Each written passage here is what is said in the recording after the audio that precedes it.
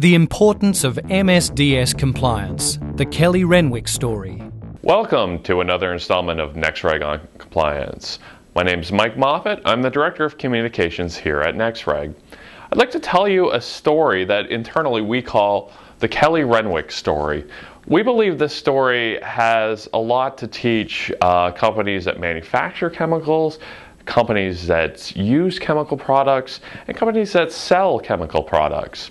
So the basis of the story comes from a July 12, 2010 London Free Press article, the London Free Press being our NextReg's hometown newspaper.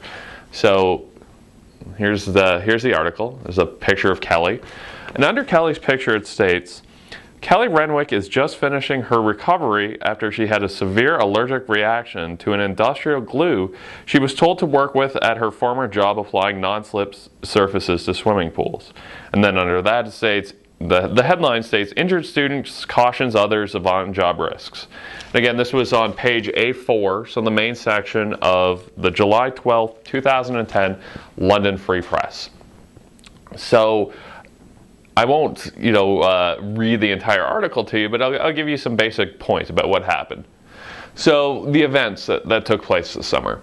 So Kellie used this industrial strength glue, despite the fact that, first of all, she had no WHMIS training of this product, and second of all, she never had the opportunity to see the MSDS for this product. There was not an MSDS made available, or at least one that she was aware of. So she used this glue product, but she wasn't using the proper personal protective equipment. So improper PPE was used. There were some suggestions, hey, you might want to consider maybe wearing long sleeves, but nothing really formal. So she ended up getting the glue on her skin, her arms, and her legs. So her employer suggested that she use this solvent to remove this, the glue. But again, they had no MSDS available for the solvent. It was just sort of, hey, use this.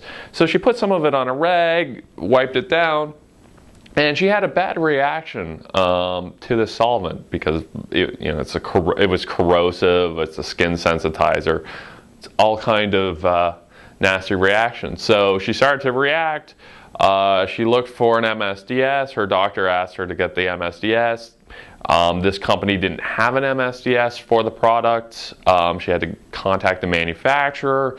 It was a big mess. And turns out it got so bad, the reaction got so bad, she had to take some time off of work. And now the Ontario Ministry of Labour is likely going to investigate this pool finishing company. So there's, I would guess that there's going to be some fines and some sanctions involved. As well, this pool company got, on page A4 of their local newspaper in not a very good light. So it's a really bad situation overall. It's particularly bad for Kellie, but it's also bad for this company in question. So there are a number of steps companies can take to prevent this kind of thing from happening, because this is really sort of a series of errors that culminated in an employee getting injured and a firm getting investigated by the Ministry of Labour, or at least likely to get investigated by the Ministry of Labour. So how could have this been prevented? Well, the first thing that needed to happen was WHMIS training, that all employees needed to have the proper WHMIS training to know how to handle chemical products.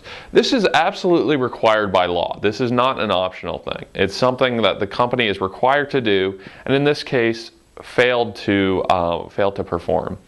So if you're a company operating in Canada using chemical products, which is pretty much everybody, you need to WHMIS train your employees. And this kind of thing, in the United States and Europe and other jurisdictions, there are similar requirements. Second of all, that MSDSs need to be readily available to employees,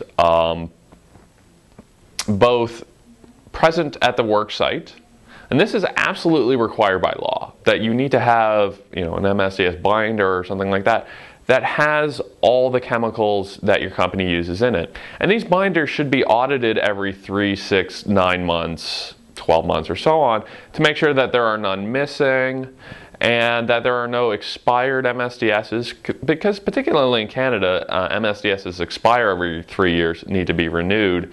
So you're going to want to make sure that these MSDSs are present, that your employees have access to them, and that you have the most up-to-date versions.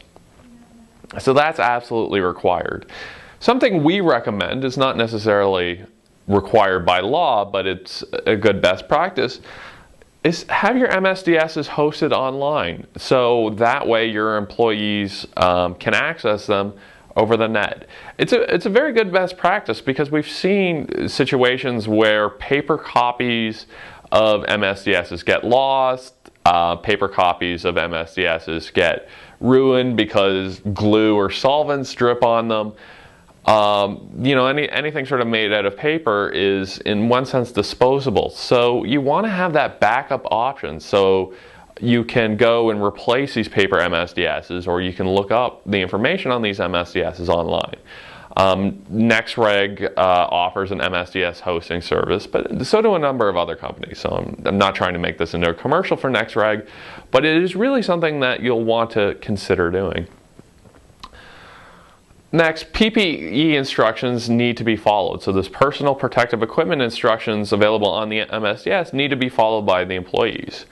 And I recognize that it's a bit of a difficult position that employers get put into, because you have to act as a bit of the heavy in this situation. That, it was a hot day, the employee probably didn't want to wear long sleeves, didn't want to wear long pants, because it was so warm out. But the law is very clear on this, that as an employer, you have the responsibility to make sure that your employees are wearing the proper PPE. And worst case scenario is, if they refuse, you have to send them home. You can't, you're liable for your employees. So you need to make sure that they understand the instructions on the MSDS and that they follow the PPE instructions. And one final recommendation we would have here is that not only the company using the MSDSs have theirs available online, but producers and suppliers. Because in this case, Kellie had to go through a number of hoops in order to obtain the correct MSDS for the solvent. That's, in our view, bad customer service. That your employees or your customers are going to want to make sure that they have the most up-to-date MSDSs.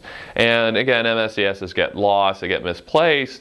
So instead of making your customers jump through a whole lot of hoops, have your MSDSs available online. That in a situation where you can have them hosted, your customers can just type in, okay, I want the MSDS for PL-127, and that MSDS comes up as a PDF, which the customer can save or print out.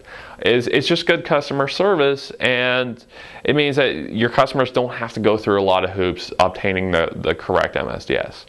So I hope you find this video useful. Again, we feel really bad for Kellie in this situation, and we don't want other employees to go through the same thing, and we also don't want firms to be investigated under Ministry of Labor or by anyone else. That following the proper guidelines, following the legislation, and making some common sense decisions can avoid all this nastiness.